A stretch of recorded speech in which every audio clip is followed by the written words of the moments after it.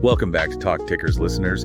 Today we're diving deep into Pfizer's Q3 2024 earnings call. Yeah, it's a landscape full of complexities right now. Yeah. And Pfizer's performance, though strong on the surface, it raises some important questions about the road ahead. Yeah, because on one hand, they exceeded expectations, pulling in $17.7 billion in revenue. A 32% operational jump year over year, fueled by both their COVID-19 products, like Paxlovid and Karati, and a robust 14% growth in non-COVID products. So it's not just the pandemic tailwind anymore.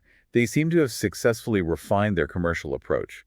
But what's really driving that non-COVID growth? Well, one fascinating detail is their migraine medication, a NERTK. They've secured an 85% prescription rate among primary care physicians, writing CGRP prescriptions for the first time. Wow, 85%. That's incredible. They're clearly dominating that market. How do they manage to achieve such a strong position? It seems to be a combination of things, a strategic push into primary care, and really working with payers to ensure broad patient access. That's smart. But, and this is where things get interesting, their stock performance isn't exactly mirroring this success, is it? You're right. While it's up nearly 5% year to date, that's nothing compared to the S&P 500's 23% gain. And this discrepancy has drawn scrutiny from investors like Starboard Value. Understandably. And those investors are likely raising concerns, particularly about Pfizer's long-term strategy, in the face of these market dynamics. Yeah, the debate centers around their capital deployment, specifically those major acquisitions of Seagen and BioNTech. Pfizer's defending these moves, emphasizing the potential blockbuster drugs they've acquired. So it's a classic tension between short-term gains and long-term vision. Investors want to see those immediate returns, while Pfizer's playing the long game.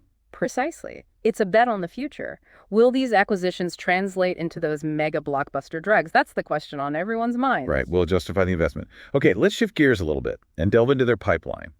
Are there any breakthroughs on the horizon that could soothe those investor anxieties? There are certainly some promising developments. The phase 2 data for ponsegromab is particularly encouraging, a potential treatment for cancer cachexia. This debilitating condition affects a vast number of oncology patients, and there are currently no FDA-approved therapies available. So we're talking about a potentially huge market and a significant advancement for patients struggling with this condition. What exactly is cancer cachexia, and what kind of impact could ponsegromab have? Imagine a condition that causes severe wasting in cancer patients. Muscle loss, fatigue, a complete loss of appetite. It affects 50–80% of oncology patients, particularly those with pancreatic and non-small cell lung cancers. Ponsegromab could dramatically improve their quality of life and potentially even influence treatment outcomes. That's incredibly significant. It seems Pfizer's making some bold moves in oncology. And they're also targeting the burgeoning obesity market, aren't they? That's right. Their ambition is to become a major player in this space. With their oral GLP-1 drug, danuglipron, they're aiming to launch as the second oral treatment to market, which could give them a substantial edge. But the obesity market is already getting crowded. What makes Pfizer believe they can stand out from the competition and secure a strong position? Well, their strategy is multifaceted. First, they're banking on danuglipron's potential second-to-market advantage in this rapidly growing area. But they're not stopping there. They're also exploring a GIPR antagonist for potentially better tolerability and efficacy, and a second once-daily GLP-1. So a diversified approach. They're not putting all their eggs in one basket. Exactly. It demonstrates their commitment to establishing a strong presence in this therapeutic area. It's a fascinating strategic play, especially considering their recent acquisitions and the pressure to deliver long-term growth. Now things are getting really interesting. This deep dive into Pfizer's Q3 performance has uncovered a company at a crossroads. Strong financial results, yet investor scrutiny. Promising pipeline developments. But the weight of patent expirations looming. It raises some crucial questions. Will their strategic bets pay off? Can they navigate the evolving healthcare landscape and regain investor confidence? Stay tuned, listeners. In the next part of our deep dive, we'll explore Pfizer's extensive pipeline in detail and analyze the potential impact of their strategic decisions. This is TalkTickers, and we'll be right back. Welcome back to TalkTickers, listeners. We're continuing our deep dive into Pfizer's Q3 2024 earnings, and now we're really going to unpack their pipeline. It's extensive and touches on some major therapeutic areas. It certainly does. Their R&D engine is firing on all cylinders, and it's particularly exciting to see their work in oncology. They're taking a multi-pronged approach to tackle some of the most challenging cancers. That's a good point. Rather than just focusing on one type of therapy, they're exploring a range of approaches. What stands out to you in their oncology pipeline? Well, they're making significant strides with antibody-drug conjugates, or ADCs. Think of them as highly targeted missiles, delivering potent chemotherapy drugs directly to cancer cells, while minimizing damage to healthy tissue. It's a fascinating technology, with the potential to revolutionize cancer treatment. That's a great analogy. So these ADCs are like guided missiles seeking and destroying cancer cells. Where are they focusing their ADC efforts? They have 2 next-generation ADCs in development for lung cancer, specifically non-small cell lung cancer, which accounts for the majority of cases. One is already in phase 3 trials, and the other is moving into phase 3 next year. So potentially a big impact on a disease that affects millions worldwide. And they're not limiting their oncology focus to just ADCs, right? Absolutely not. They're also developing a novel ADC for urothelial cancer, which is bladder cancer. It's currently being studied in 2 registration-intended trials.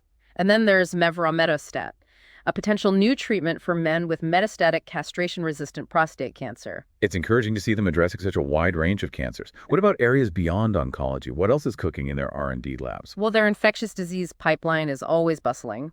They're working on a next-generation oral antiviral candidate for COVID-19 called obesatrelvir. Another COVID-19 treatment. Why the focus on that when we already have Paxlovid? It's all about staying ahead of the curve. They're looking to improve upon existing therapies, addressing potential limitations, and expanding their market presence. Obesatrelvir has shown robust antiviral activity in phase 2 trials, and they've addressed some of the issues with Paxlovid, like drug interactions, and that metallic taste some people experience.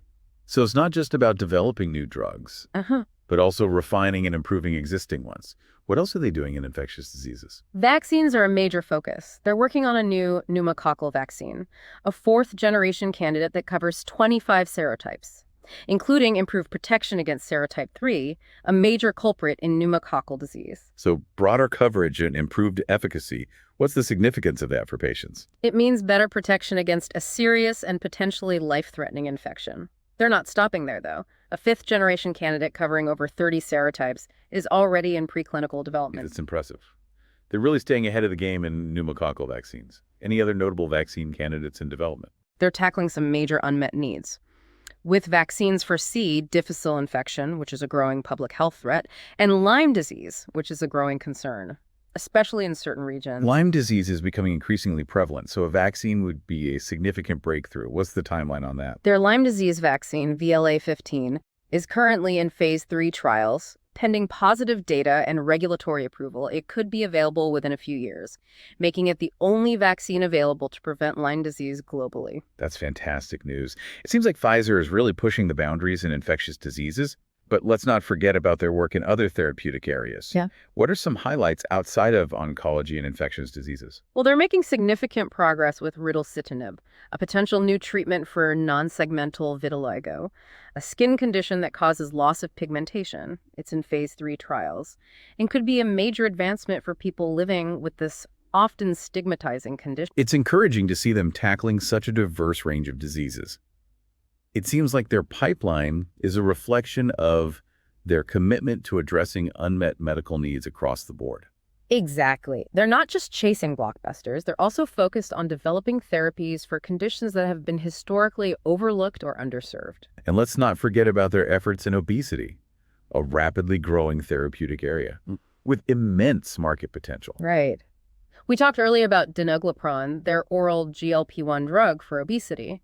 But it's worth noting they're also developing an oral small molecule GIPR antagonist, which is advancing to phase 2 trials this year. They believe this could further enhance the efficacy and tolerability of their GLP-1 treatments. So they're not just relying on one drug, but exploring multiple options to tackle obesity. It's like they're creating a portfolio of solutions for this complex condition. That's a great way to put it. They're diversifying their approach, which is a smart strategy in such a dynamic and competitive market. It also demonstrates their commitment to becoming a leader in this therapeutic area. It's clear that Pfizer's pipeline is brimming with potential. But it's important to remember that drug development is a long and arduous journey. Not all of these candidates will make it to market. That's true. It's a high-risk, high-reward endeavor. But the sheer breadth and depth of Pfizer's pipeline combined with their experience and resources, make them a company to watch closely. We've covered a lot of ground in this deep dive into Pfizer's pipeline. It's a fascinating mix of innovative therapies targeting some of the most pressing health challenges of our time. But the question remains, will it be enough to drive long-term growth and address those investor concerns? That's the million-dollar question, isn't it? Join us in the final part of our deep dive as we analyze the potential impact of Pfizer's strategic decisions and explore what the future may hold for this pharmaceutical giant. This is TalkTickers, and we'll be right back. Welcome back to TalkTickers, listeners. We've journeyed through Pfizer's Q3 performance, their strategic decisions, and that massive pipeline of potential game changers. Now it's time to confront the big question. What does the future hold for this pharmaceutical giant? Well, despite the positive momentum in Q3 and their raised guidance for the full year, some significant challenges are on the horizon, challenges that Pfizer will need to navigate carefully to secure its future. What are the key challenges that stand out to you as potential hurdles for Pfizer's continued success? Looming patent expirations are a major concern for many in the industry, and Pfizer is no exception. Several of their blockbuster drugs are set to lose patent protection in the coming years, opening the door for generic competition and potentially eroding their revenue streams. That's a significant threat to their financial stability. How is Pfizer preparing to mitigate the impact of these patent cliffs and maintain its market position? Their strategy seems to hinge on two pillars we've already discussed: their robust pipeline and those strategic acquisitions. They're essentially racing against time to develop and launch the next generation of blockbuster drugs before those patent expirations fully hit. So it's a high-stakes game of innovation and timing. Those new drugs we discussed earlier, the potential treatments for cancer, obesity, infectious diseases, those are not just potential revenue generators, but crucial components of their survival strategy. Precisely. Those next-generation therapies represent Pfizer's best hope of offsetting the inevitable revenue losses from generic competition. And that's where those big acquisitions like Seagen come into play. Those acquisitions were a bold move, but they came with a hefty price tag and a degree of uncertainty. What's your perspective on their role in Pfizer's long-term game plan? It's a calculated risk. Pfizer is betting that these acquisitions will accelerate their development timelines, giving them access to cutting-edge technologies and pipelines that could deliver those much-needed blockbuster drugs. But the success of these acquisitions hinges on their ability to integrate those acquired companies, manage costs, and ultimately bring those promising therapies to market. It's a complex equation with a lot of moving parts. And it's not just about internal factors, right? The pharmaceutical industry as a whole is facing external pressures that could impact Pfizer's trajectory. Absolutely. Drug pricing pressures, evolving regulatory landscapes, and the rapid pace of technological advancements are all shaping the industry's future. Pfizer, despite its size and legacy, will need to be nimble and adaptable to thrive in this ever-changing environment. It sounds like a daunting task. How do you see Pfizer's strengths and weaknesses playing out in this dynamic landscape? Pfizer's vast resources, global reach, and proven track record of bringing new medicines to market are undeniably assets.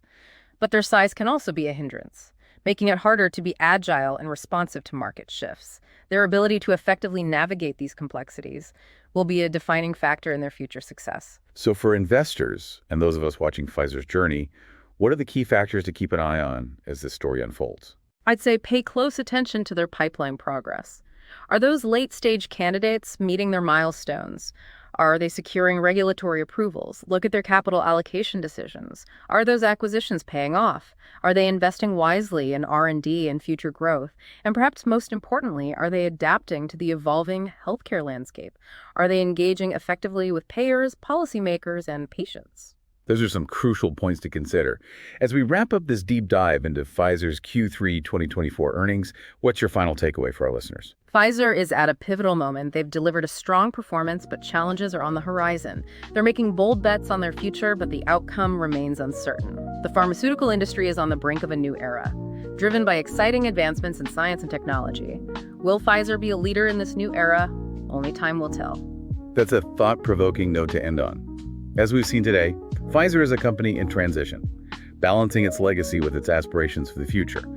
We'll be watching closely to see how their story unfolds. This is TalkTickers signing off. Thanks for joining us.